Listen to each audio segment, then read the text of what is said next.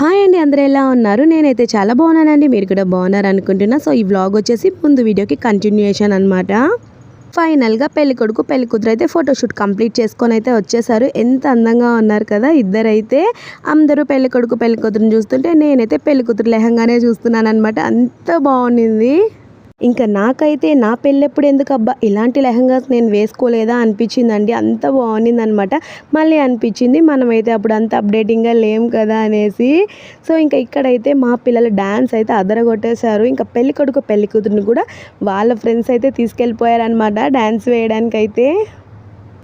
ఇంకా వీళ్ళు కూడా డ్యాన్స్ అయితే మామూలుగా వేయలేదండి. చాలా అంటే చాలా బాగా వేశారనమాట. యాక్చువల్లీ 3 days ప్రాక్టీస్ చేశారంటండి డ్యాన్స్ అయితే. ఎలాగో ఫ్రెండ్స్ అయితే తీసుకెళ్ళిపోతారు డ్యాన్స్ వేయడానికి కదా అని ముందుగానే ప్రాక్టీస్ చేసేసి వచ్చేసారనమాట. చాలా బాగా వేశారు. నాకైతే వీళ్ళ డ్యాన్స్ని అయితే అలానే చూస్తూ ఉండిపోవాలనిపించింది. ఇంకా మా ఆయన అయితే పెళ్ళి కొడుకు ఫ్రెండ్స్తో అయితే ఒక్కటే డాన్స్లు అనమాట.